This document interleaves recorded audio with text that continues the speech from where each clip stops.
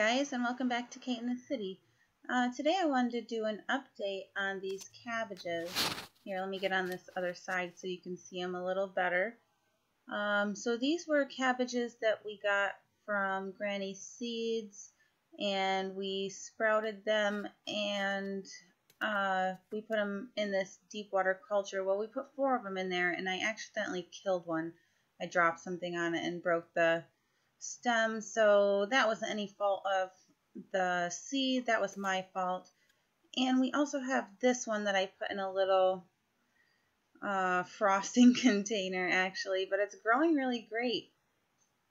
I mean, the leaves look really nice and strong, they're a nice color, but I want to show you the difference. I mean, it's the same cabbage, same seeds, sprouted them at the same time.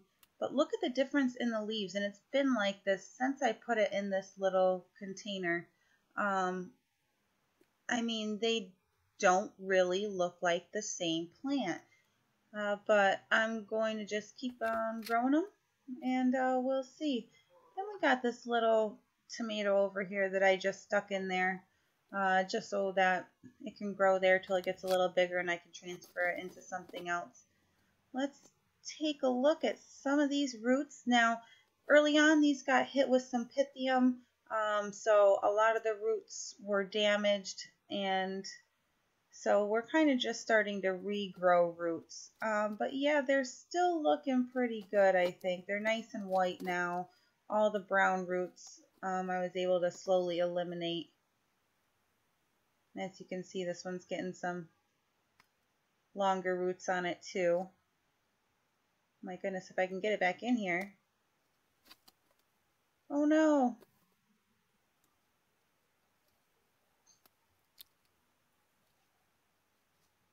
Look, you gotta be really careful. Look, I just ripped that leaf. So this was exactly 30 days ago. This was when I first planted them. If you guys did not see this video, I will put a link right here if I remember. And I'll also put the link down below. So let's take a look at these ones over here. So this is what I got in this tub, which actually the bottom and the top are not matching, and I'll tell you about that in a second. But let's look at the plants. So we have this pepper that I put in here from, it was in a dirt media, but it was doing really badly. And so I put it in here. And as you can see, the new leaves are coming out quite nicely. Here's a little tomato I just put in there yesterday. This one I put in a few days ago. This here is my little cantaloupe, which is doing pretty well, as you can see. Oh. Yeah, and it's looking pretty nice. But look at this. This is the red cucumber from Granny's Seeds, and this is just doing wonderful. As you can see, it's getting pretty tall. Right there is a cucumber. So as soon as that flower opens, I will go ahead and hand pollinate that. And I can do that because, oh, there's another one right there. But if you look all the way under here, we already got some really nice flowers to pollinate them with. So I'll just be taking a Q-tip, or maybe the tip of my finger, and just hand pollinating them. And so we have this one as well. It's a little bit behind, but this was the one that sprouted second. And that one's also doing really well. And now a few days ago, I got hit with pythium in this container really badly. And it's like 20 gallons. So the bottom of this is actually now this little 4-gallon container. That's a little hydroponic setup for something else, but I couldn't use the top because the top is a different setup. Here's another one of the Jing Cai Zi peppers that I sprouted at the same time as the cabbage and the red cucumber, and that one's looking really good. And then we got this one, also Jing Cai Zi, and that one's looking really nicely too. So I'm really happy with the peppers. I'm really happy overall with all of these. And if you take a look these roots just look great. They're nice and white. And this plant is just doing really well. I have to think about getting it into something a little bigger pretty soon. Let me just try and get these back in here nice and gently. And there we go. And let's just take a quick peek at this one. So not quite as good, but those roots are still looking pretty well.